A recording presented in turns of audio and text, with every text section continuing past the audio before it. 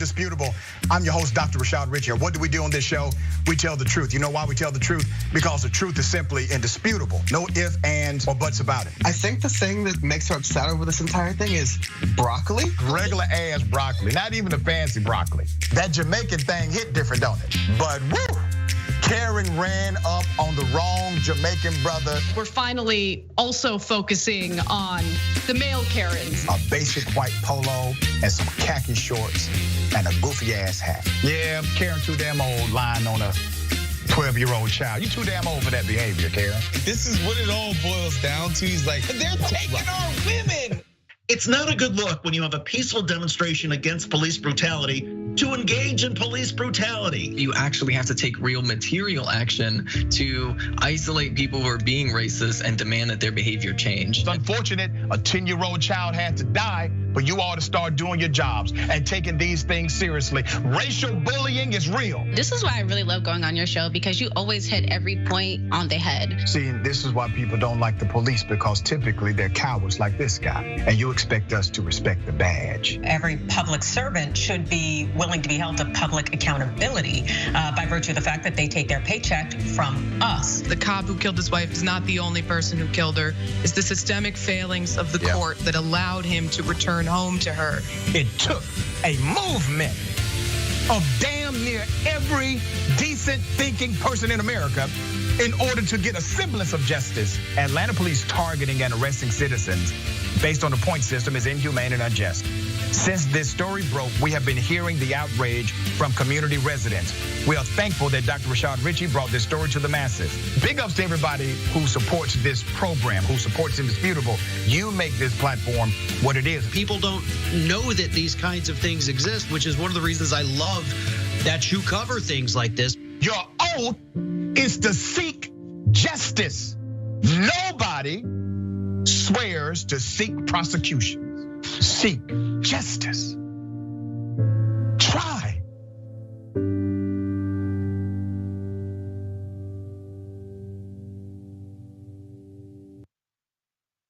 Welcome. It's Indisputable. I'm your host, Rashad Richey. Good to be with you. I want to say a big thank you to everyone who continues to support this platform. Today marks our 1-year anniversary being on air. And the success of this show proves the power of you. People who give a damn about the truth, who care about society, who would rather see humanity build, not divide. That's you. The show has received significant accolades, obviously, from those who are paying attention. But more importantly, we actually try to move the needle.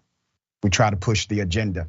Today is going to be a special show. I have none other than my dear brother, a man that I have so much respect for and love for, Cenk Uygur. Cenk will break down news of the day with me in part. How you doing, dear brother? I'm great, Rashad, and congrats on an amazing year, a year where you are literally the fastest growing show in all of media. I couldn't be more proud of you, and I love that you lived up to the name of the show, both in your facts, arguments, and in the numbers. It's indisputable. Thank you, my dear friend. All right, and we got some other surprises during the program. We got John. Listen, I don't want to give it all away, but everybody needs to just stay glued to the show today. All right, okay. Let's get it started. This is a doozy. Top story of the day, Vernon damn Jones. Vernon Jones is running for US Congress. He is actually in a runoff and he may win. Vernon Jones says white men are the most discriminated demographic in the United States of America. And he's going to Congress to do something about it. Let's put up the tweet. Let me give you some insight to this guy. His tweet says, and I quote, "Straight white males deserve a Pride Month." The left won't acknowledge it, but that group might just be the most discriminated group in America today.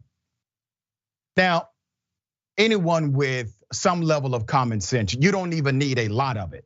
As long as you have some measure of common sense, you understand the insanity of Vernon Jones' statement. Now, why is Vernon Jones making this statement? Does he really believe this? Of course not. He's a black man in America. He has been discriminated against. He has been racially profiled. He has experienced racism while running in the Republican Party during this particular era of politics. But he is willing to ignore the natural reality of his own existence to carry the water for bigoted white people. Why? Because bigoted white people are in place in that congressional district to put him in power.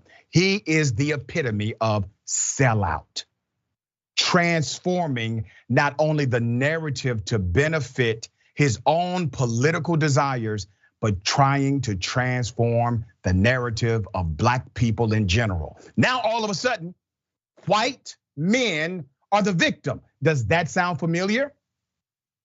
This is replacement theory 101. This is Tucker Carlson on any night of the week. This is it. Vernon Jones has decided he's going to Congress to fight for white people, bigoted white people in particular, and ignore all of the lessons he has learned through experience, exposure, and environment of how things happen adversarial to those of us who are people of color. It gets deeper. I actually interviewed Vernon Jones on my radio program. It went south pretty quickly. Here's some of that audio from back then. Continuing to run as a damn Democrat when you knew you weren't, sir. What are you talking about? Did you take advantage of black people running as a Democrat when you knew good and damn well you were not? Yeah. You know who saved Joe Biden in South Carolina? Black people. Black people. Yeah, we all know that. All right, Vernon Jones, you're back on a filibuster, sir, and everybody can see it. They didn't say that the gays and lesbians saved him. They said that black people saved him. Let's bring it back to your actual policy. The policy narrative. He said you're a chump. Listen to this, ladies and gentlemen. This is what happens when a guy runs out of facts. Okay, let's. If you want, let's come and just talk. Let's talk. He ended up running away from the interview. After that interview, he actually announced his resignation that same day from the state house in Georgia. Now, one thing about Vernon Jones, he has always been an opportunist. Now, during that brief segment, I was challenging him on his endorsement of Donald Trump because he stated that basically the Democratic Party was a party antithetical to the black community. And on some level, I actually agree. I think Democrats have taken advantage of black people for sure, but Vernon Jones was one of them. He was one of those Democrats taking advantage of black people, running as a Democrat, not doing a damn thing for those black communities he represented, lying about his actual political alliances, and then deciding to turn his back on the very people that validated him first. He is not a hero here. He is a chump. Okay, the two remaining Republicans in that particular district, it is the 10th congressional district in Georgia. You got Mike Collins and Vernon Jones. Vernon Jones is endorsed by Donald Trump. He initially was running for governor. Vernon Jones would not, could not, did not receive the endorsement of Trump for governor. So he decided to run for Congress, all right? That election is June 21st. Mike Collins and Vernon Jones were at the top of the ticket. Now I want you to understand this guy could actually be a US congressman. Top two finishers in what was an 8-man race for the Republican nomination. Collins led the race with almost 26% of the vote, but Vernon Jones got nearly 22%. Jones said, and I quote, "I'm just going to go with my same ground game. I'm going to go with what got me here," said Jones. Right, what got him there? Being the biggest bigot against black people he could be. That's what got him there. This was not the first insane thing he has said. The game worked. This guy could actually win and become a United States congressman by doing one thing very well: selling out the black community. All right, Cenk, thoughts here? Yeah, he also mentioned in the tweet that it was straight white males who were discriminated against. That's why you've had all these laws passed by Republicans across the country against straight. Wait a minute, the laws have been passed against trans community all across the country. At the girls' high school track level, don't say gay bill in Florida. Who's passing laws against straight white males? Here's the answer, absolutely no one. And I'm gonna give you guys an example from Turkey. Why? Because I want you to get out of your own tribes, right? So when we talk about black and white in America, everybody gets into their head, okay, I'm on this camp or I'm in that camp. Now, would it make any sense for there to be straight Turkish Pride Day in Turkey? No, the overwhelming majority are Turks. Yes, there's Kurds, there are Armenians, there's other people in Turkey. If you celebrate Kurdish Day or Armenian Day, it makes sense. If you celebrate Turkish Day, that's basically the majority saying, we're gonna continue to oppress you. There's absolutely no reason for it because they're already in charge. And that's the same exact situation with straight white males here. And Rashad, my last question is, I wonder if they make Vernon dance in private for them. I actually think if they told Vernon Jones to twerk for a vote, he would twerk for a vote. So certainly for $1. Right, for sure. All right, a pastor, a Christian, so-called Christian pastor, had a plan to kill thousands of black people by poisoning them. He was dealt with severely by the government. This was in South Africa. Let's put up his picture full mass. Let me give you the insanity of this. I'm taking you to Johannesburg. A South African court has convicted a pastor of plotting to overthrow the government and kill thousands of black people in the country. The man you're looking at, that monster, his name is Harry Johannes Nosen, 61 years of age, a leader of what's called the National Christian Resistance Movement. He was found guilty of high treason, incitement to carry out violent attacks, and recruiting people to commit violent attacks. Okay, wait a minute. Let me read that again to you. He was convicted of high treason, incitement, and recruiting to carry out violent attacks. You see, if he would have done that in America, they would have tried to make him a US congressman. But he did it in South Africa, and they brought him to court, presented evidence, went through due process, and convicted him for his monstrous behavior. There's more. Nosen's group explored the possibility of using biological weapons to infect and kill black people only, including the poisoning of water supplying black communities, according to the prosecution. Nosen was also found guilty of unlawful possession of firearms by the Middelburg High Court. Weapons and ammunition were found when he was arrested in Middelburg, a small town east of the province. The plot by the pastor's group was discovered back in 2019 by South Africa's police and intelligence services, who have since dismantled the organization's cells across various parts of the country and arrested its leaders. Well, damn. Sounds like we need to recruit South African intelligence to come and work for the Department of Justice in the United States of America. Not only did they stop the attack, they then went cell by cell, arrested the leaders of those cells, prosecuted the leader of the entire group successfully, and this person will never see the light of day. Did not actually attack anyone, but planned to. There's more. Nosen was convicted on evidence from witnesses, including members of his group, who were already serving a jail sentence after they were convicted of similar crimes. That's how you do it.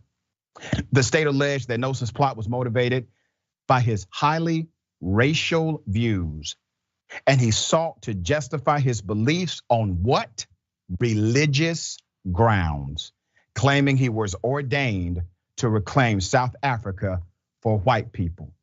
I'm highlighting this story in the proper context of our dilemma domestically.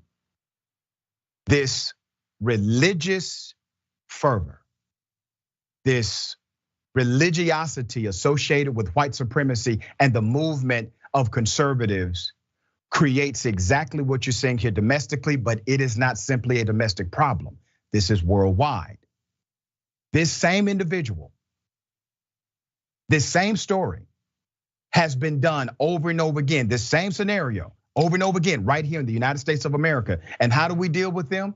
We charge them with misdemeanors. We tell them they have to do community service. We say things like, well, it just got out of hand that day. No, these were people who love the country. There's more. To further this end, he planned to attack government institutions and more, specifically police and military institutions. That's according to a spokesperson for the National Prosecuting Authority, they told the AP. He also identified townships and informal settlements occupied by Black South Africans as targets for the attack. Nosen allegedly used social media platforms, Facebook in particular, to incite violence against Black people and to recruit former members of South Africa's military to join his movement and carry out the planned attacks. These were stopped when he was arrested November 2019, and the cells in various parts of the country were then dismantled.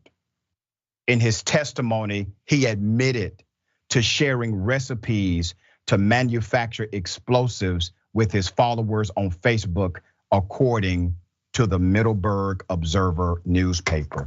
Once again, the disease, the evil of racism not only permeates in this country, but globally. But look at how they dealt with it. Look at how they decided to take it seriously. They did not say, well, these are just loose affiliations. Maybe there's a connection, maybe there's not. Oh, well, what he did was protected by his freedom of speech. He can post what he wants to post on social media. No. He was going to kill thousands of Black people. There comes a point where every single constitutional right you have must be accompanied by a statutory responsibility. That's how this works. You do not get unchecked constitutional rights. There is a limit to every single right. All right, Cenk, what are your thoughts on this case? Yeah, now remember Tucker Carlson and Fox News was pushing the idea that there was going to be white genocide in South Africa. Yep. Now, what's the reality? There's been Black genocide in South Africa for a long time, and this guy was planning to continue that genocide against Black people in South Africa. So that's the reality. That's the reality you never see in our own media. And I agree with you 100%, Rashad. It's refreshing to see that there's actually prosecutors somewhere in the world that actually care about crimes against the government and insurrection. Same thing occurred to me as I'm reading the story. I'm like, wait a minute, he's planning to attack cops because he doesn't like democracy and wants a minority white group to be back in charge, whether they earned it or didn't earn it in a democracy. Well, that sounds awfully familiar to what we're going through here. And if you prosecute someone on insurrection, they can never run for office again. But that would require a tiny ounce of courage, which no Democrat here in America has shown, unfortunately. And finally, it's so disheartening to see that Jesus is always used by these right-wing monsters as both a shield and a weapon. Oh, no, you can't say anything about me because I'm a religious man, I'm pastor. Okay, so you would be offending all religious people. No, it's offending you because you're misusing that religion and you're also using it as a weapon to attack others when Jesus said everyone should be equal. Yeah, and here's the thing, you won't hear the Joel Osteens of the world that have massive international ministries. They even have connections to South Africa. You will not hear them come out and denounce people like this. All of these Christian evangelicals who have tentacles connected to this region of the world, they will not hold a press conference. They will not create a ministerial coalition and denounce individuals like this, their rhetoric and ideology. They won't do it domestically. They damn sure won't do it in South Africa. All right, there's a man who has harassed a Black family for a very long time. He finally got arrested. And when I saw the footage, it looked as if the cops were reluctant to even lock this man up. Let's put up his picture full mass. A Florida man has been arrested after allegedly threatening to burn down his Black neighbor's home. This is in Daytona, all right? This happened May 31st. Police were called to a resident because of erratic behavior from Gary Dragon. This erratic behavior was toward a Black family in his community. He was eventually arrested after a long back and forth, all right? So let me give you some insight to this. So the police body camera captured the victim who lives at the 1700 block of Eastern Road, reporting dragging to the officers. The victim was exacerbated by the numerous attacks he and his family had endured at the pleasure of the 34-year-old racist white neighbor. This is like the 10th time, the victim said, we've called the police on him. The Eastern Road resident is heard saying, allegedly the victim was in his home sleeping when Mr. Dragon came to his front door and started yelling and saying he wanted to fight. The children of the house recorded his tirade on a cell phone, capturing his threats, him kicking the neighbor's door, and racially tinged derogatory outbursts. He was calling them the N-word, telling them to come outside. The children were terrified as they were looking at this racist, violent individual outside of their home. Now, here's the thing. This was not the first time he had done this. As a matter of fact, it wasn't the first time the police were called to the residence because of this racist neighbor. There's more. He said, and I quote, "I'll burn your effing house down," Dragon said between the use of the N-word throughout his rant. The neighbor told the officers the man not only threatened him, but even said he will hurt his daughter. The Daytona Beach police officer said, and this was afterwards at a press conference, basically, he said, when it turns into racial incidents like that and comments and threats, then it's at a higher level where we won't tolerate anything like that. Now, I want to remind you, they literally waited to arrest him. They did not want to take him to jail.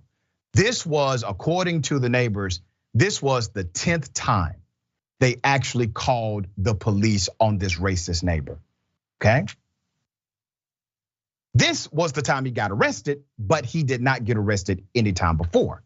In addition to the burglary charges, which is part of it, he also got charged with assault. Officers charged him with committing a first-degree felony with prejudice and resisting arrest. Police body cam video shows Dragon trying to run away when the officers attempted to cuff him. And just so you know, he was not shot in the back while running away. All right, just in case you were concerned. Authorities say the man was upset that he was being arrested. One cop said, "You said you were going to kill them, Gary. You said you were going to set their house on fire. What are we supposed to do about that, Gary?" That's how they were talking to him, like, "Damn, Gary, you tied our hands. You said you were going to kill the N-words, Gary. You said you were going to burn the house down, Gary. Gary, you went too far this time. This is the 11th time we've been called on you, Gary, and this time we're going to have to go ahead and take you to jail." They were reluctant to arrest this man, all right? At Dragon's first court appearance, the judge refused on bond, saying that he should stay in jail for protection of the public. Once again, 11 times, this family called the police. Now, I know some of us will say, well, good, I'm glad the person is finally caught. He's finally in jail. The cops finally did the right thing. Let me give you a sobering reality right now. That entire family could be dead right now. I could be reporting on a story of an entire family, including children, dead right now because the cops refused to do their jobs 10 times before. Why does it take so much for black people to simply get a little justice? Cenk, thoughts on this? Yeah, so a lot of people don't understand what white privilege means, but part of what it means is that somebody doesn't come to your door 11 times, bang on it, threaten to burn down your house, and the cops aren't super reluctant to act on them. If somebody comes to your house and does that once and you're white and they're not, you're gonna have action taken care of immediately and your family protected immediately. So now you never know that because you don't know the contrast between what you go through and what black folks go through in this country. And that's white privilege. And so, and there's one other thing that's never mentioned, never ever mentioned in American media, the patience of black people in this country. I mean, God bless your souls. You have so much patience. So a right-wing white guy would have come out there with a gun, and then people would be dead all over the streets, and he probably would have gotten away with it.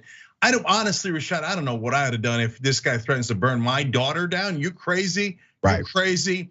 And every time black people are patient, and they never get credit for it. And I'm absolutely sick of it.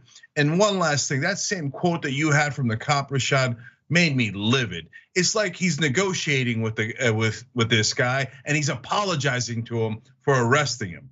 Oh, yeah. Gary, look at what you made us do. In other words, we didn't want to arrest you, even though you threatened this family 10 times because you're one of us. But Gary, you forced our hand. Now we have to protect black people. Look at what you did, Gary.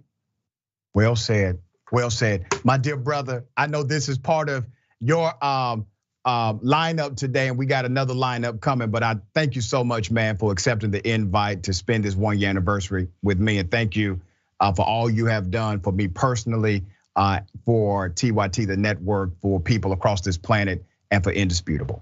No problem, I love it. And I'll show you one last thing, Rashad.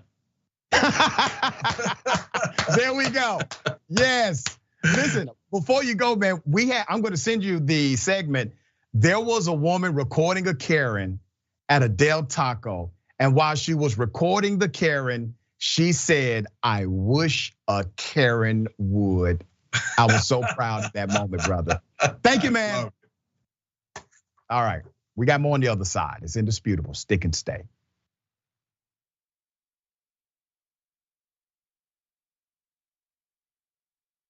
Well, the Young Turks, the Friday show is gonna be awesome. We're gonna help you drop it. We became the first ever daily online web television show. No, the Constitution is the very core of America. The fact that we don't spy on American citizens, that we get a warrant, that we go to a judge, that we have a procedure, that we have due process, that is America. On top of that, they go, why don't they just stay at their own schools? You gotta realize something. These schools suck. They want people to pull themselves up by their bootstraps. You ain't got no straps, you ain't got no boots. He lit these fires in trash bins all around town out of frustration. 99th most viewed channel today on YouTube. The Shorties Award. Best web host. We passed 1 billion views. Voice Award winner, news and information channel, The Young Turks. Oh, another Webby. The Young Turks. Can I curse? Yeah! For those of you watching on live stream, yes, we have adopted a pet iguana that showed up at our door. Haunted version in the dark with our silhouettes. Now let's get to the best line of the debate. And it was definitely the one against police. I told you we were coming. You talk about it when it becomes a problem. Our lack of gun control is a problem. Nonsense BS story is hurting that cause, and they need to wake up and recognize that they are being had by these people. Biggest gang in America. Question is, how do we make sure that we blame the person who is dead? What kind of democracy is that? We should never forget that the most powerful people in the world exploited the greatest tragedy in American history to go to war in a country that had a lot of oil. Rolling thunder. That's what this show is.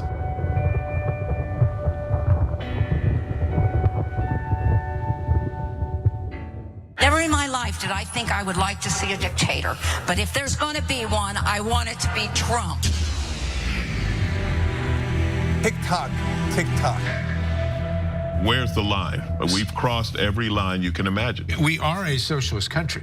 It's socialism for the rich. Tick-tock, tick-tock. You don't have to know the truth, just believe what they tell you. There is no bounds to their monstrous hypocrisy. Tick-tock. I think we're gonna win the Senate in 2020. And I think we're gonna have the House, and I think we're gonna have the presidency. Tick-tock. And in 2020, we're going to clean your clock, and we're gonna run you out of town, and we're gonna have an actual democracy in this country. November of 2020 could also be potentially the greatest day of our lives. Let us whisper of a dream. My name is Carlos Hernandez. I am the valet parking for this small parking lot. I work for TYTs, and they coming to this lot over 4 years. I know two more famous person, Bernie Sanders, the former Vice President Al Gore, and too many other guys. I'm so happy to cover it with TYT.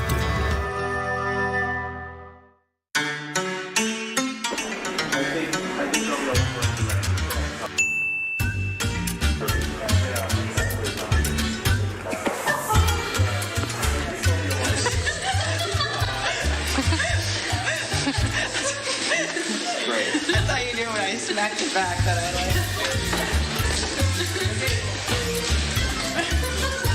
Say hi to the camera. I don't like this.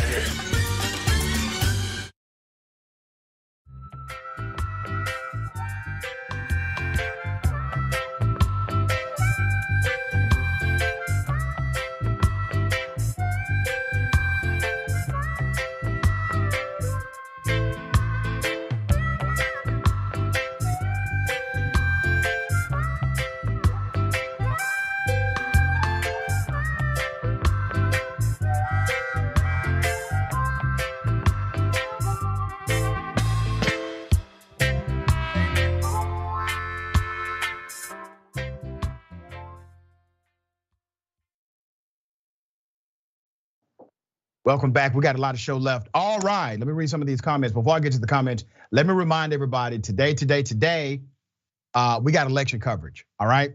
Progressives going against the establishment once again. Make sure you tune in. It is another round of primary elections tonight, 8 p.m. Eastern time, 5 p.m. Pacific time. We got the crew. We got Cenk, John, Ida Rodriguez, J.R. Jackson, Jessica Burbank, and more breaking down the results. Make sure you tune in, tyt.com/live, YouTube, Facebook, Twitch, or on one of the linear cable stations. Let me also give everyone notice, okay? I'm so proud of this because it gives us more opportunity to directly connect.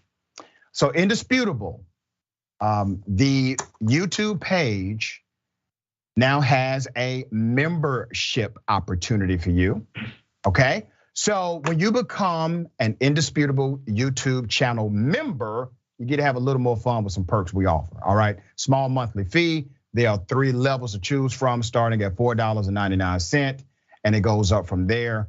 We're excited to grow the membership here. Make sure you join. I got a lot of great perks that includes direct conversation, lectures, training on how to do debates, all of that, all right? So make sure you join and we will connect at a later date. Just you and me, all right? Okay, let me go to some of the comments.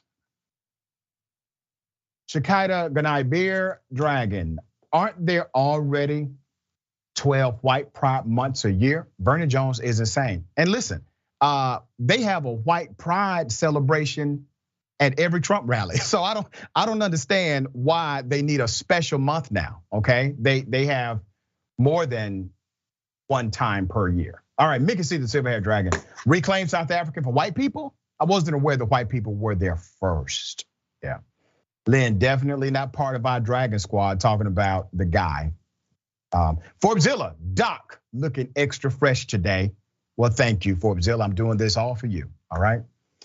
Lady Ash, PhD, thank you so much for that. Not that Karen _Dragon. Love the show, love you back. Luis Beltmont show walkthroughs.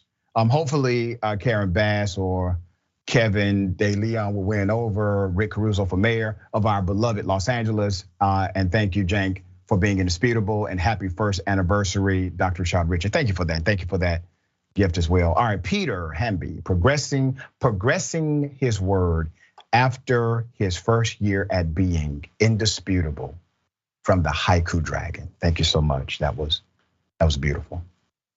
Dystopian Dragon, white history is 24/7, 365. That's right. All right, let's go. Let's give Twitch some love. Echo, I think 3. Come on, Gary. This is a bridge too far. We can't protect you. Sign the cops. Thank you to all the new members. Donald James X, Tracy Ravenhawk, Orsenia, Jax Dragon. All right, so these aren't, okay, thank you for all the well wishes, okay? Gabby Mathis, thank you so much.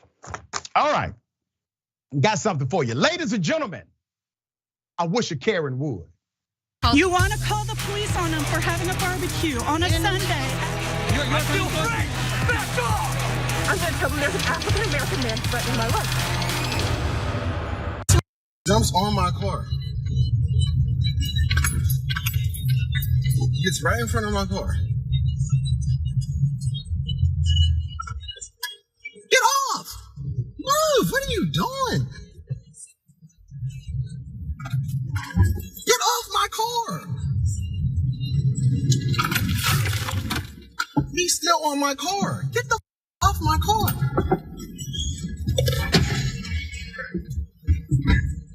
Good.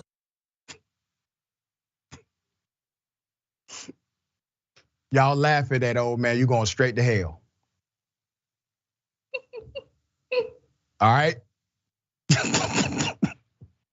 Listen, I'm still trying to get to the bottom of it. All right, so I don't know exactly what happened here. I do know that he had on a big ass Trump cap, all right? So this may have been his attempt at making America great again. This male Karen, no matter what happens in the life of someone, Mr. Male Karen, you do not jump on the vehicle of another individual. That's not what you do, sir. You could have hurt yourself, sir. What are you doing? All right, so if anybody knows this male Karen, I encourage you to contact his family. He is in desperate need for an intervention, okay? All right, Anna, thoughts here. I mean, look, every time, like time to time, everyone wants a joyride. And maybe that's what he was looking for, maybe this was his idea of a hitchhiking experience. I don't know. I don't really know what's going on. I don't know what sparked it.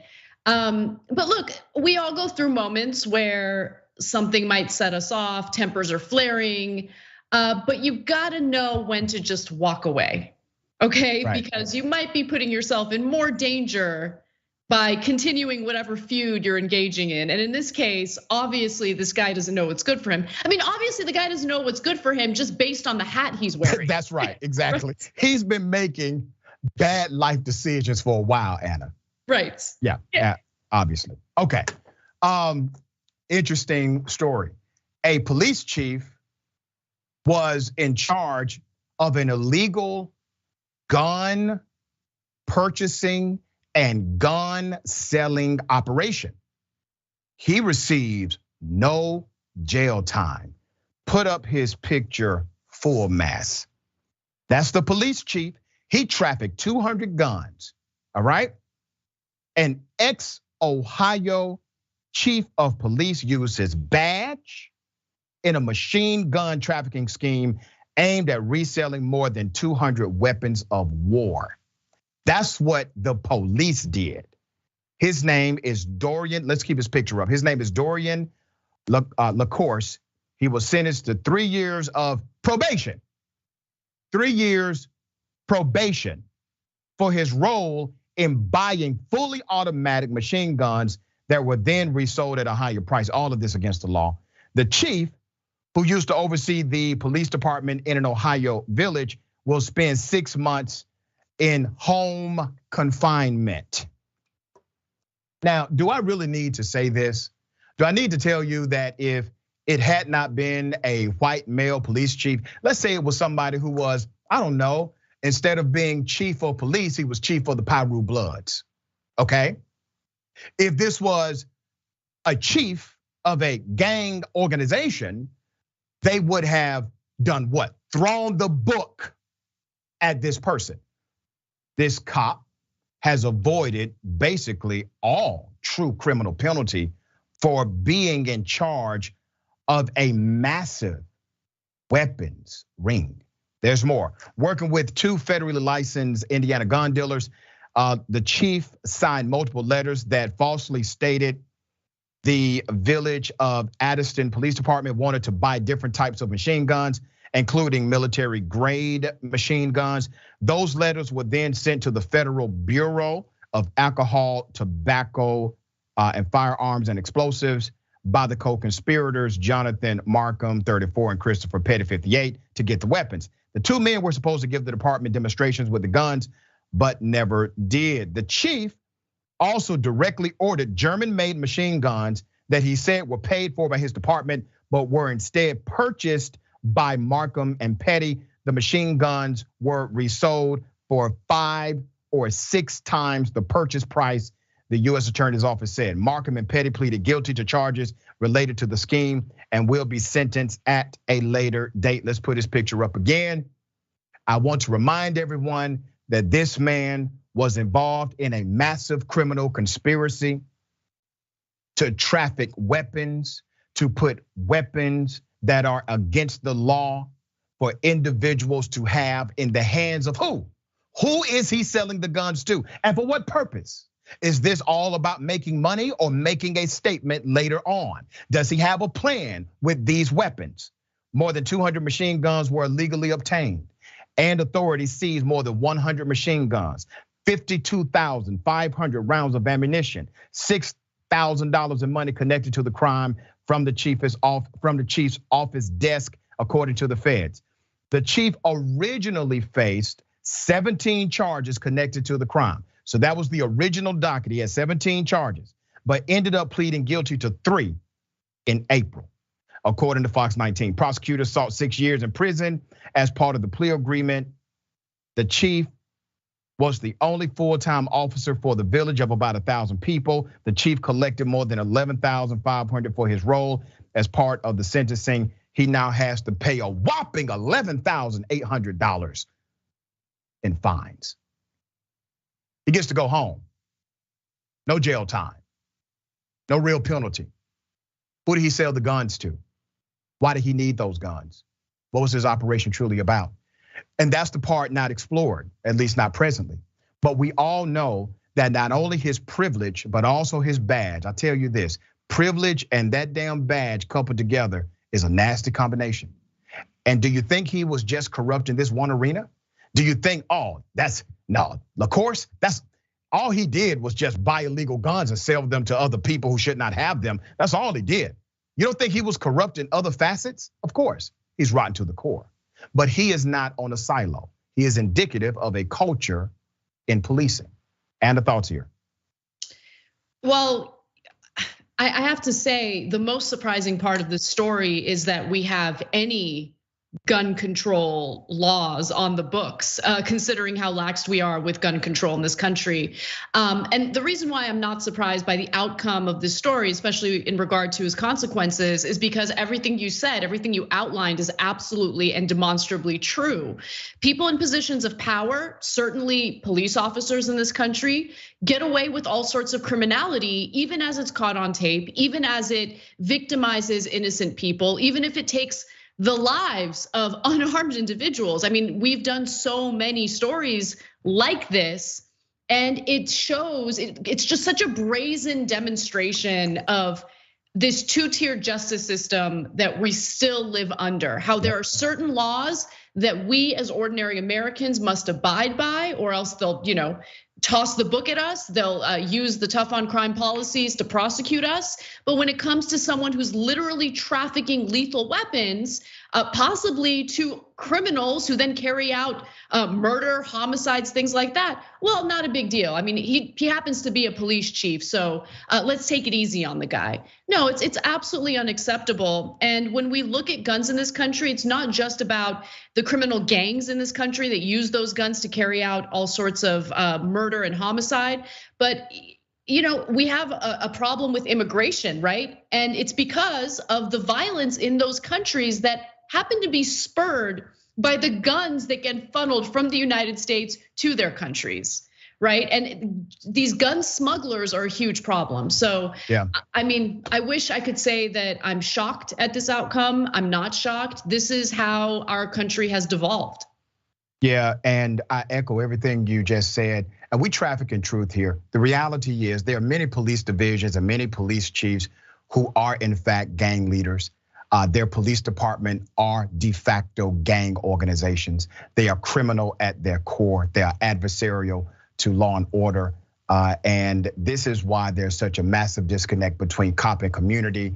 because not just because cops are corrupt, but because they typically get away with it. All right, we got more on the other side. It's indisputable. Stick and stay.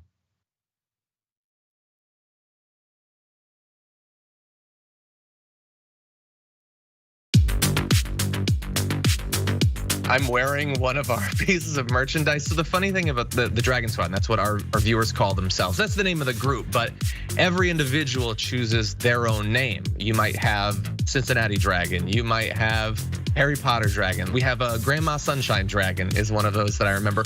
These are people that like to have an element of themselves, their lives, what's significant to them reflected as a part of the community. But the concept of the Dragon Squad is just something I threw away as a joke. I was mocking the Proud Boys, these like right-wing groups that come up with a name for themselves that they think is cool, but it's actually really lame. And I thought, off the top of my head, I can come up with something that's still kind of lame, but much cooler. And so I threw out Dragon Squad, and I just moved on with my life.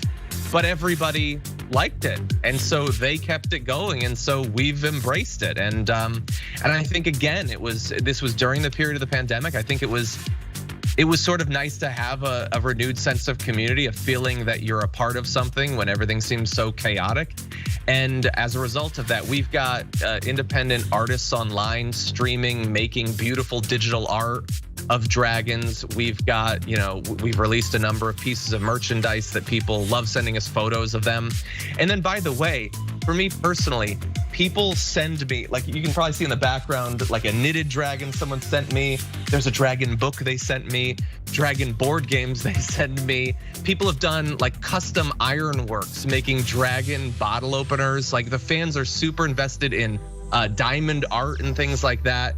And so it's great that they send this stuff. Sometime we're gonna have to set up a wall of all of it. But yeah, it's definitely brought the community a lot closer together.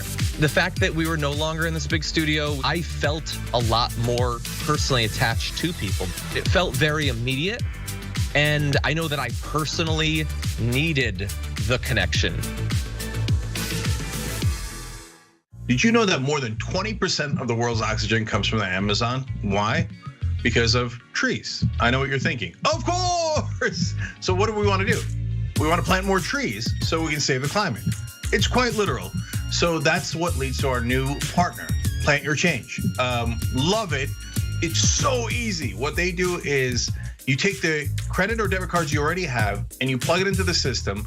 And if you so choose, you get to round up every purchase to the nearest dollar and they plant a tree for you, okay? Now you could also choose if you wanna do it on only certain kinds of purchases or only so often, right? And there's nothing wrong with that. But literally every cent makes a difference here. It's Plant Your Change. And if you wanna know more information, just go to tyt.com/trees. Let's go save the planet together.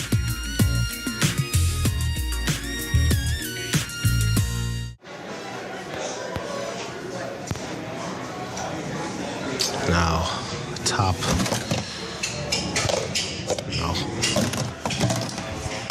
No. No.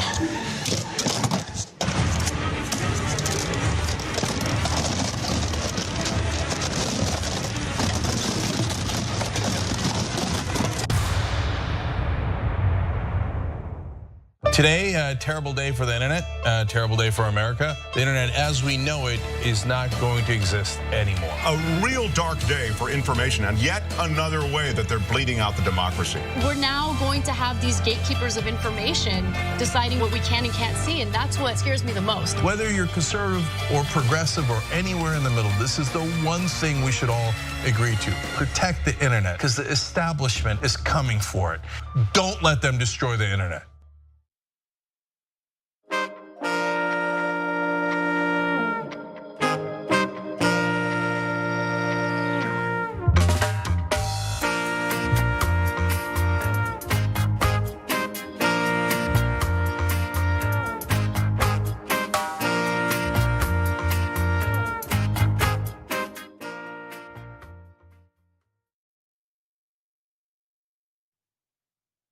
All right, welcome back. We got a lot of show left.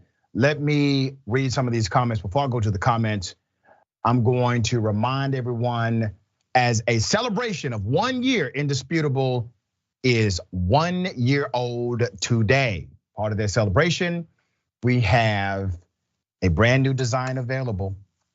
ShopTYT.com, let's get it. ShopTYT.com. You will wow all of your friends with this new merch. Okay, let's go to the comments. Next TYT reporter says, I saw this in another segment talking about the male Karen. They said he was driving the wrong way down a one way. So apparently the old man jumped on his car. That makes it even more amazing. Okay.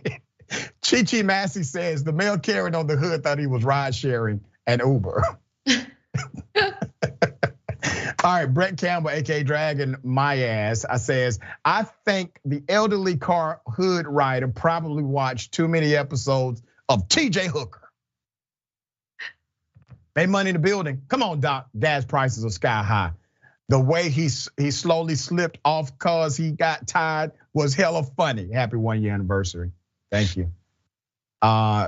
Kevin Bard. TJ Hooker Karen deserves a spot on your top 10 Karens of the first year list. Please do that list. We're gonna do it. That list is coming. Okay. All right. One of the saddest things you will ever see, literally a cop allowed a man to drown. Okay. This happened in Tempe, Arizona. Let's go to the video.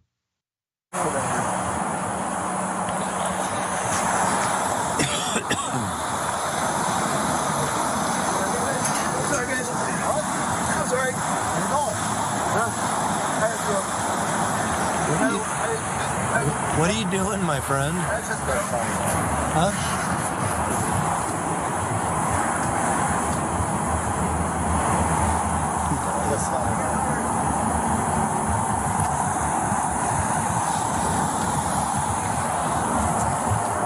What are you doing? I gotta go for a swim.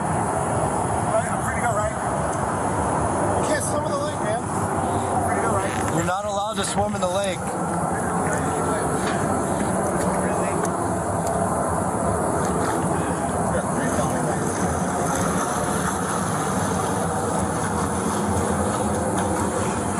How far do you think he's going to be able to swim?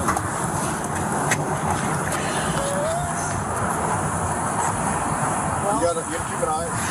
Yeah. Well, you guys got to stay here just in case he gets out. I'll get that to get you with the boat. All right. 5'11" was running, was jumped in the lake and was trying to swim away.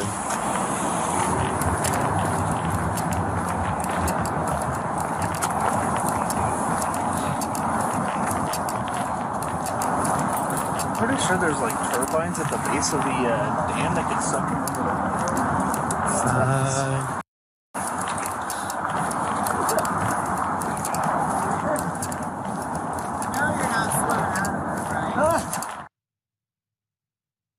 Let's put up the picture of the man that drowned. I'm gonna give you some nuance to this story. I know that some will say, well, the man made an unwise decision. Unwise decisions does not necessarily mean you should die. Especially when you have an individual who is actually sworn to protect, available to rescue you, available to help. His name is Sean Bickings. He was 34 years of age, okay? 3 officers in Arizona have now been put on administrative leave after they watched the man drown to death in the town lake. Bickings was later found by the officers fire. Bickings was an unsheltered man. He did not have a home.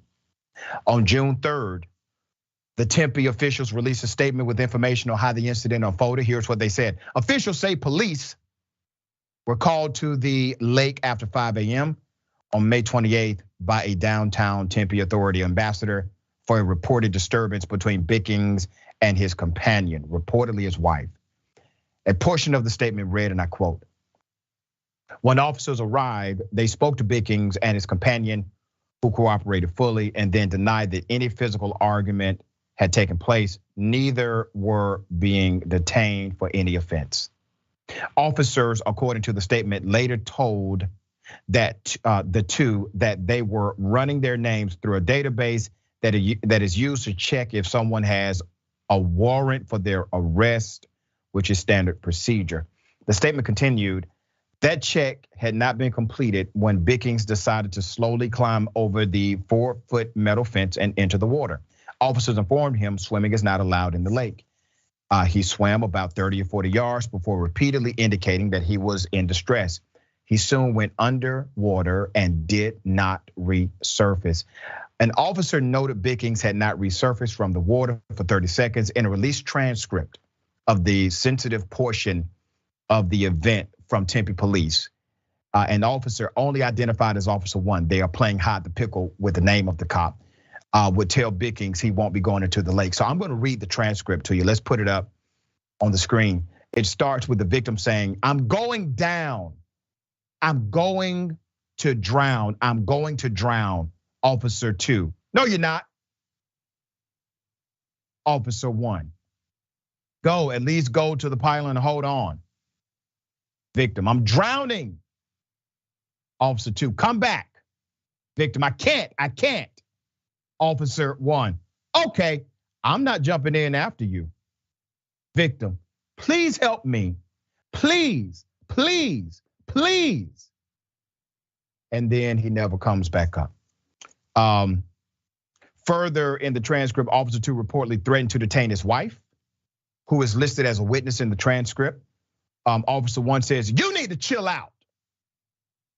The witness says, but I love him. Please stop being so aggressive. Officer 2, stop. Witness says, oh my God, is he okay? Stop, why are you doing this? I'm trying to help please don't. Dude, what the F? You are one that was aggressive with me when you arrested me last time. I know it. Officer 1 says, hey, stop. If you want to help your husband, then talk to your husband into coming over. Witness, I tried. That's why I was going over there. I just saw him in the water crying for help because I love him. Officer 1, come over here, talk to your husband. Officer 2, stop talking to me. Officer 1, talk to your husband. Officer 2, Susan, witness, babe, he's drowning.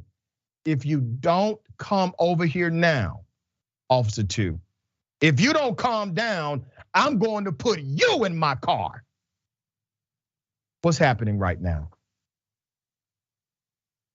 You have an unsheltered human being who has been devalued by these officers. Not only is he not worthy of helping, when they witness him drowning, they then threaten to arrest his wife for having a natural reaction to witnessing somebody she loves drowning. She's in her humanity, yes, she's acting human. Somebody is dying in front of her, and these cops are threatening to lock her up. The rest of the transcript reveals how his wife continued to beg them for help while the officers just continue to tell her, calm down.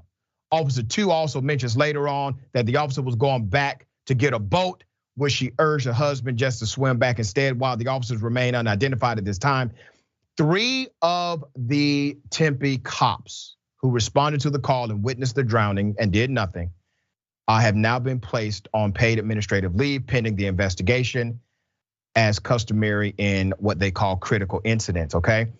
Here's the police chief, let's put him up. His name is Jeff Glover. He has called the death a tragedy.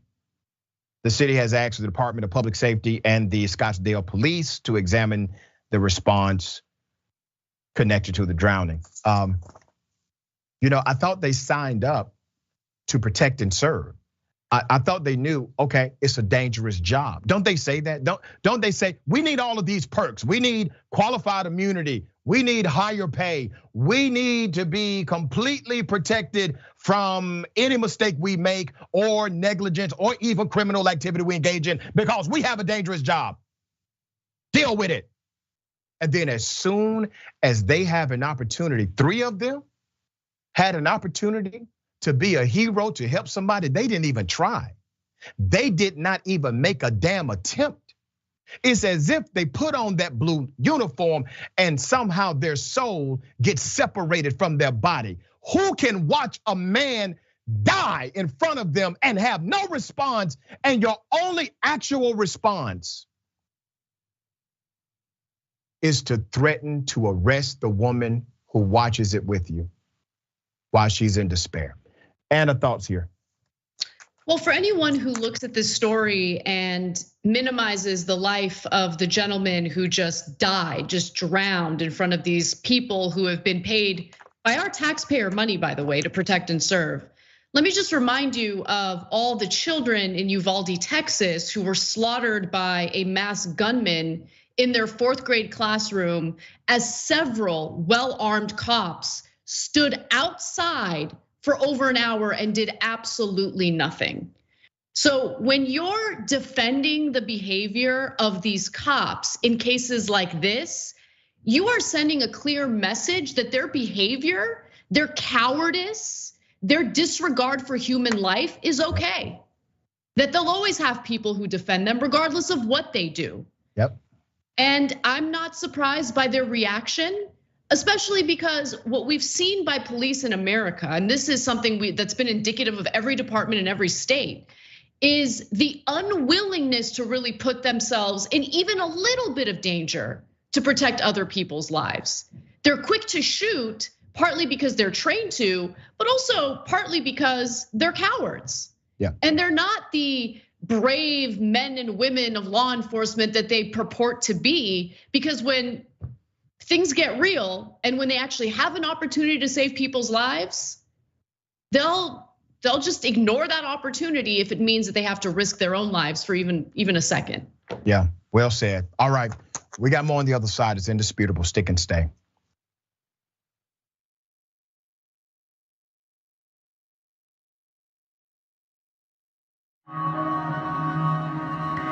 The concept of the Young Turks means the audience, they are the Young Turks. They are the go-getters. They are the ones making the emphatic change happen in their local community. The reality is that we've always, young and the not so young, we've always cared about news. But when you do not see the messengers of the news look like you, when they do not share your experiences, exposures, and environment, and there's a disconnect between you and the news. I lecture in mass communications. One thing I tell all of my students, there is no such thing as non-biased news. It never has been. Non-biased news has always been an illusion. Let's go back to the 60s and 70s, where people would say that was the purity of non-biased news. News has a segment. That segment has a time. That time, you must do your story and be finished. That means the producer, the writer, the orator has to take out what they don't think is important and only leave in what they believe is important. They have a limited time to tell the story. They do not have time to tell everybody's version or everybody's side.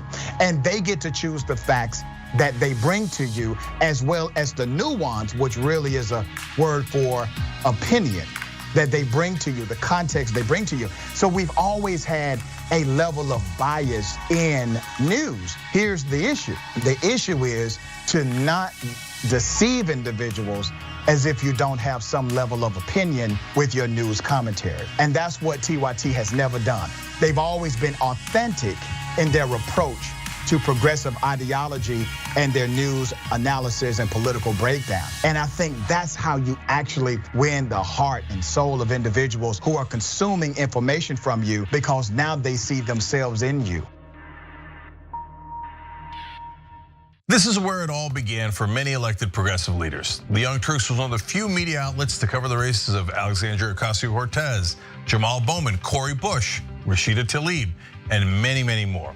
We know a great majority of the country is actually progressive, and TYT is here to amplify these issues so that we can have better policies that a majority of the country actually supports.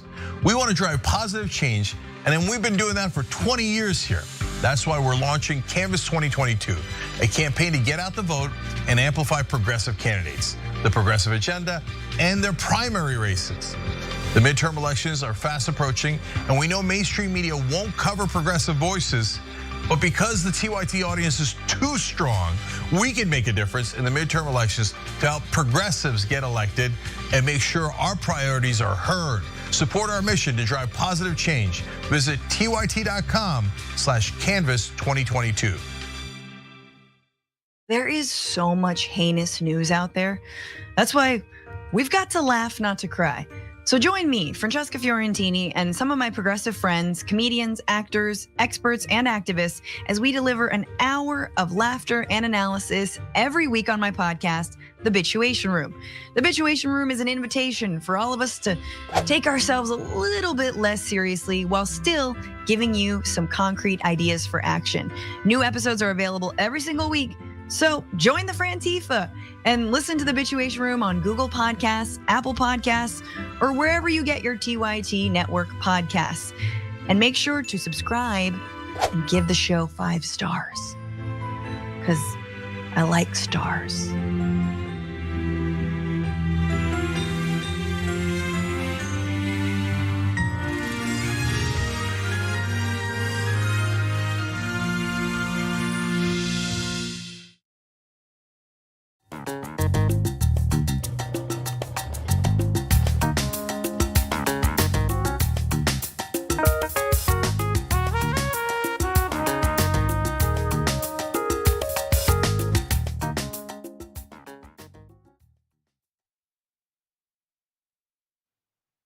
All right, welcome back. We got a lot of show left.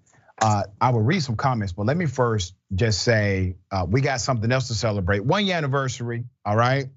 That's because of you. So, in addition to the other stuff, membership channel, you got opportunity to engage.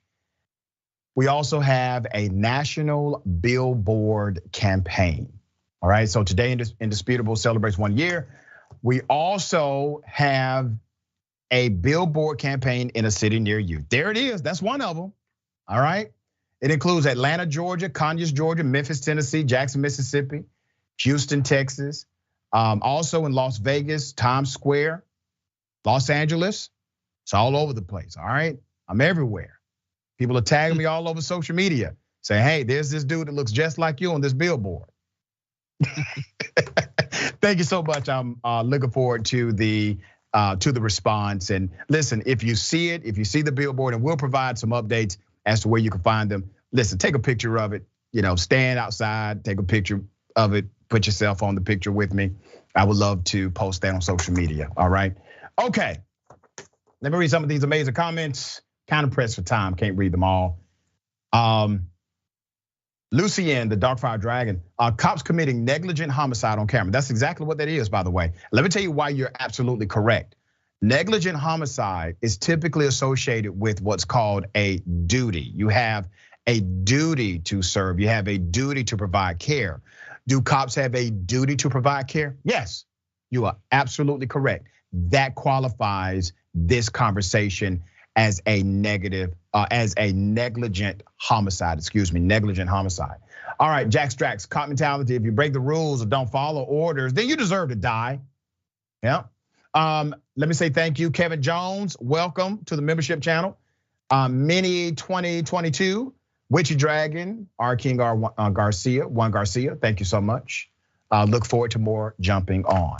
Okay, because it is the 1 year anniversary, got something very special. I got a big homie, John. John, thank you, brother, for joining us today. How are you? Glad to be a part of the celebration. Congrats on a very successful year. I can't believe it's already been a year. I know, man. Time flies when you're having fun, as they say. And I just want to say thank you, man. When I first started, I actually started on John's show, providing some insight and some commentary. And you and I hit it off so well, brother. And thank you so much, man, for all you continue to do for the family and beyond. Thank you. Well, just providing some insight and commentary is an understatement to what you provided to the show, but it was great and remains great having you on the network. Thank you, brother. All right, because it's special, I got John, I got another surprise. Ladies and gentlemen, I wish you Karen Wood again. You want to call the police on them for having a barbecue on a Sunday. I feel free! Back off! I'm going to tell them there's an African-American man threatening my life. Lady, please leave. Can you write your name down? No. Okay, I'd like to speak to your manager. Please, feel free to go find him. I didn't pay. I can't go in there. Okay. You just said I can't go in there unless I paid. I can't use the restroom. You know what? You're right. You're right. You are way more, like, you're more important than anybody here. No, So please go ahead. No, go ahead. Have free. Go for it. You wanted to go in? Go for it, please. I am not more important. I explained to you, like I Great, and I said okay. I'm saying okay. And they said that's fine because I am not staying. Okay. Okay. $10 is $10. Yeah, you're I'll right. Be back later on today to pay my Great. $10. I'm happy for you. I'm happy for you. Bitch. All right. Can somebody cash out Karen $10, please? Damn. Karen had a Louis Vuitton bag, but she did not have $10 inside of it. I actually think she did have the money. Sometimes people, and I know this is hard to accept. I don't understand it myself, but sometimes people just like to get their Karen on. That's it. No other explanation. They just want to be a Karen. All right, John, thoughts on this? Yeah, look, up until the very end, I would have rated it as not a particularly egregious Karen. It's needlessly like you're having this back and forth, and the woman doesn't want to have to deal with it. But it wasn't violent. Many of the Karens you profiled get actually violent. They get in people's face. She wasn't calling the cops or anything, but then throwing out the B word. Why do you have to do that? She already had decided what the course of action was going to be. She wasn't going to pay. She was going to come back later. You're already leaving. Just get out of the building. You don't have to swear at someone. That's right. Well, like I said, some people just want to get their Karen on. All right. Okay. A Florida principal brings loaded guns to the school, and they are discovered in an unsecured location. Put up a picture, full mass. A box of loaded guns were found at a Parkland, Florida school on Thursday, several miles away from the site of Marjorie Stoneman Douglas mass shooting. The weapons belonged to Somerset Academy principal Gyler Castro. Castro brought a closed box containing 2 firearms into the school building. They were found unattended by officials in a locked room. Who in the hell was the principal going to shoot? Okay, school board had a statement. Let me read the statement from the school board. They said no one intended to bring a weapon into the building. The box was among many items brought into the locked room from the principal's vehicle, the school board said following the police investigation. So the school board is saying, hey, everybody calm down. Nothing was intentional here. It was all a misunderstanding. All right, nothing to see. Okay, why did the principal violate the law and bring guns in her vehicle to the school in the first place? Are you addressing that school board administration? Oh, I didn't think so. Okay, there's more. There could be possible legal trouble. It is a felony to carry a gun into a school building in Florida. It was unclear if prosecutors will file charges against Castro, who had not issued a statement. Let's put a picture up again. Yeah, they're not going to file charges. Okay.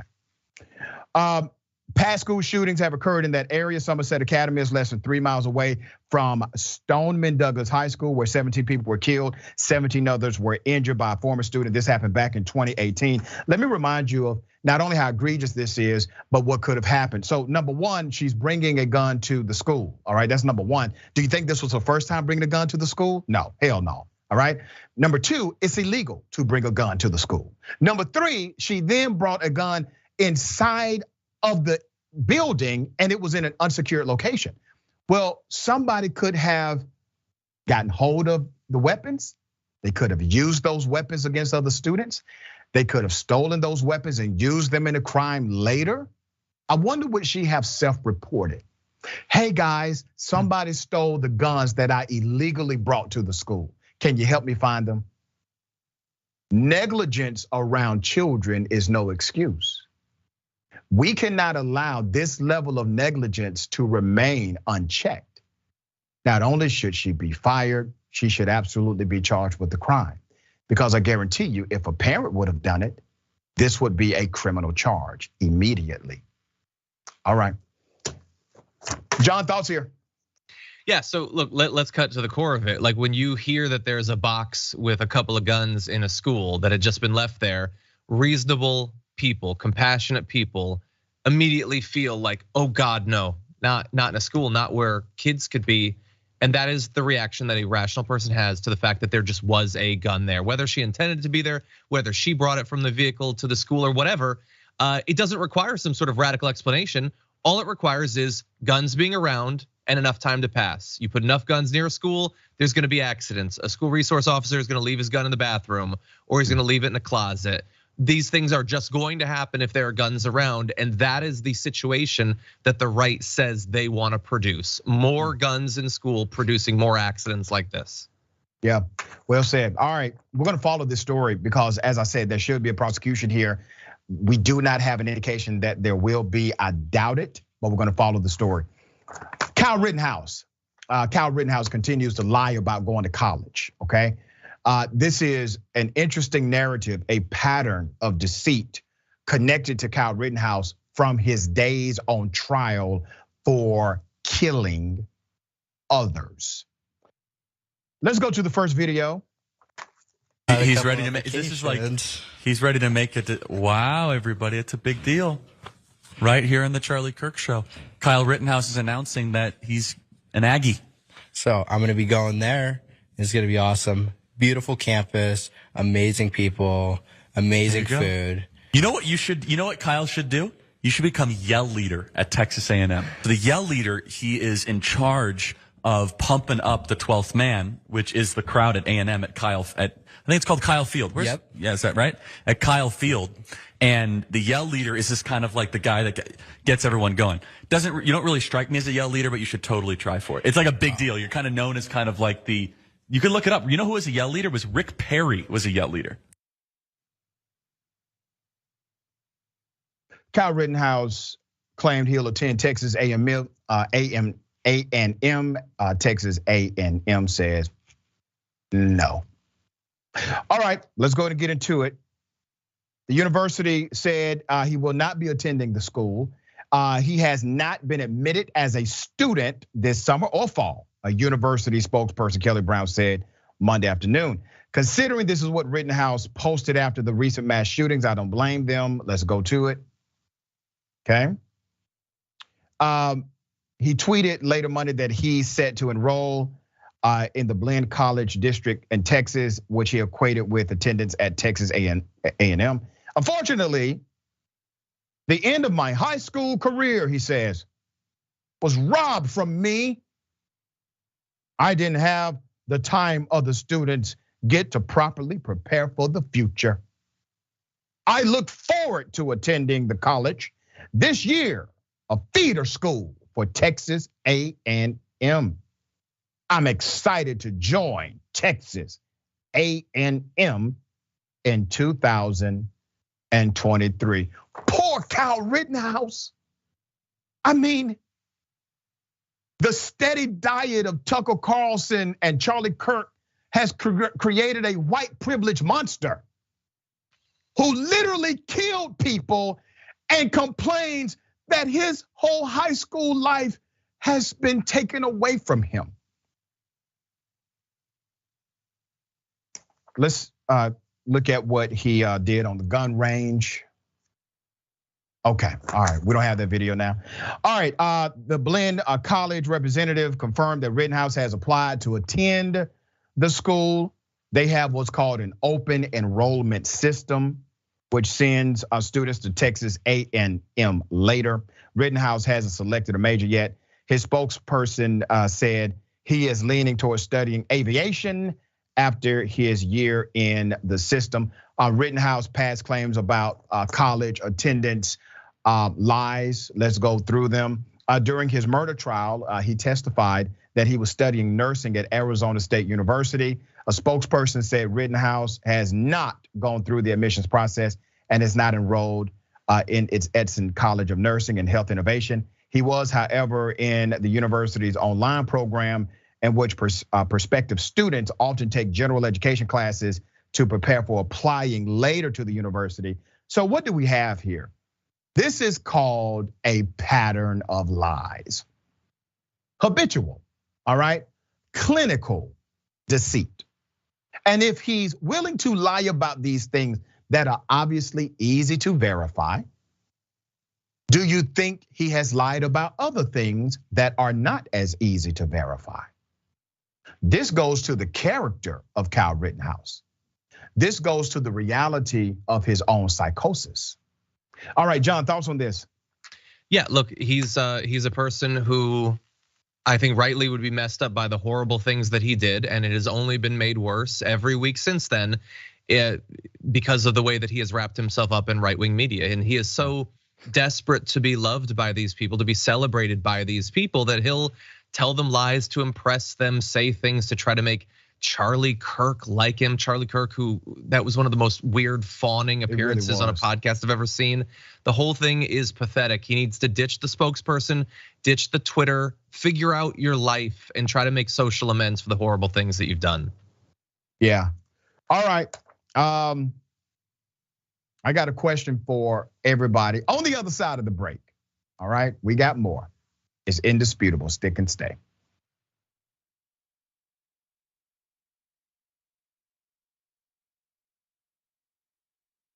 All right, well, the Young Turks special election day coverage dropping. An amazing power panel. Look at this panel. You want to talk about power? Like a smart Destiny Child. We're all too strong. We spun a revolution.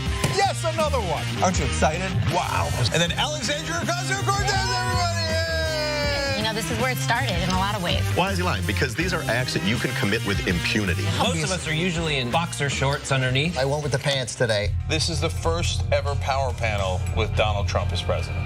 We have elected the top Twitter troll in the country. We have to stop pretending that race is not an issue in this country. Now keep in mind, racism had gone away until Barack Obama brought it back. That's right. They want to protect life so much that they want to ensure that insurance companies don't cover your maternity care.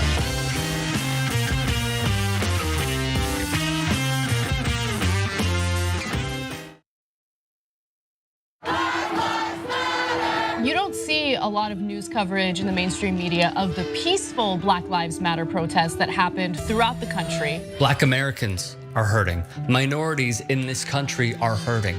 We always talk about starting from the bottom up, but the problem is the bottom up is always the least amount of power. No one cares about them, and until someone actually cares about them, then we'll do something about it. Please, for God's sake, America, understand, acknowledge, and work towards getting to a new reality where Black lives actually matter.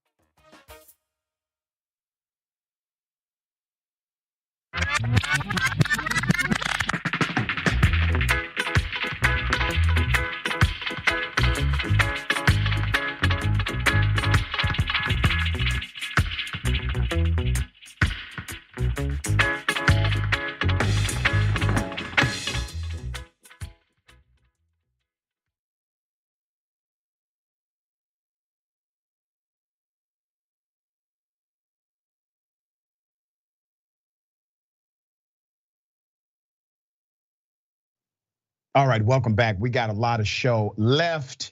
Okay. Shakita Ganai, Beer Dragon. Want to bet that bag was a knockoff? I don't know. All right. Just Be Anti-Racist says, Dr. Richie, I don't care if it's 1 year or 11 years. I would never get tired of hearing you say, I wish a Karen would in your own unique way. Well, thank you for that. I Am Sock says, I'm starting to think Karens need to be microchipped for our safety. Right. Cray Souffle. Rittenhouse is more of a Hale leader and could become a Yale leader if he ends up in Rikers with a cellmate only known as Bam Bam. That was quite creative, Cray Souffle. I mean, damn, you went into some detail there. All right, I Am Sock says he'll announce it on Charlie Kirk show, the famed college goer. That's actually a good damn point, because Charlie Kirk is like, yeah, college is a waste of time. And then here comes Kyle Rittenhouse. He's like, oh my God, Kyle, you're going to college? YouTube super chat, Santa Hayes. Please put the top 10 Karens on the t-shirt. I definitely buy one, maybe a tank and a t-shirt. Congrats on 1 year. I'm sure many more to come. That may be actually pretty dope. Like have a collage of all the Karens, like the top 10 Karens of the year. Rashad, I think you got to get a version of the 3 wolves howling at the moon, but it's 3 Karens in the moon. That's it. Buy that. Look how magic happens right here on Indisputable. You put it out in the universe, and here's what happens. I think that would be dope. All right, Court for Jester. I forgot I left my GTA level arsenal in an unsecured location. My bad, guys. And like the school board is defending the principal. Like, what are the children thinking? Like, damn, they don't give a damn about us. They have no words for the principal other than, hey guys, she made an honest mistake here. Wow. Jax Drax, Rittenhouse is more upset of his high school career being robbed from him than he is of robbing people of their lives. That is correct. Astute observation. You're right. New members, welcome. Moon Dragon, thank you. And Katrina Griffin, thank you. Let me remind everybody, the YouTube channel now has an opportunity for you to join. We've been working really hard on this behind the scenes. And yes, there will be great opportunity to connect, to engage with me directly. All right, I'm looking forward to that. But make sure you join. Make sure you join on the YouTube page, YouTube channel. All right, good stuff. Okay, I got a question for everybody. What in the red state hell? You can take a gun, shoot somebody in the face. It's not hard. Sometimes it might even be fun if they're a godless commie. Now, what they're trying to do is sneak the COVID vaccine in your salads. I hate math. Somebody say amen.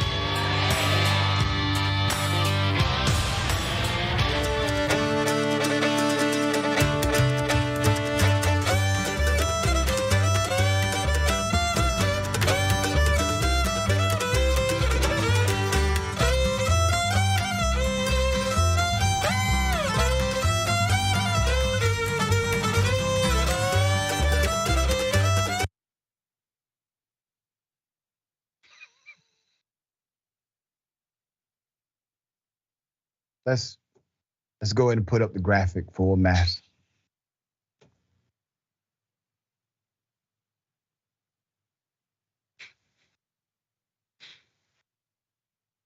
We're going to pray for them.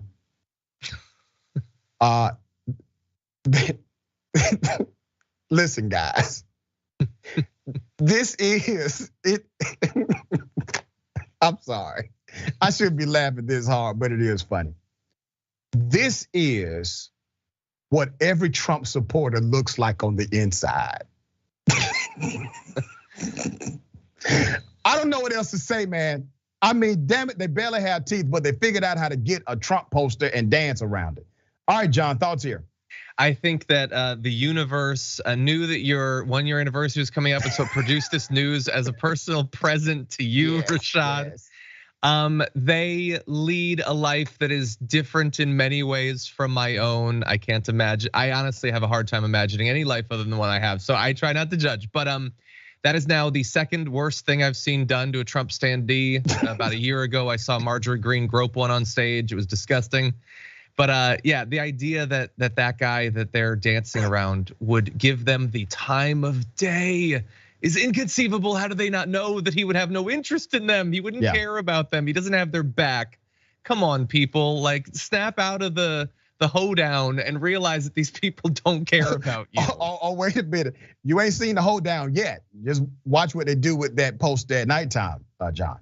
No. Jesus would not approve. Wait a minute, put up the picture real quick. All right, put the picture up again. Okay, that's moonshine in the back of them. Moonshine, a Donald Trump cardboard cutout. Let me stop. John, thank you so much for being on the show, brother. All right. Always a pleasure. Thank you. Congratulations on all your success. Thank you, my friend. Okay, deep dive is next. Remember, take care of yourself, take care of each other, take care of the planet. Remember, the truth is always indisputable.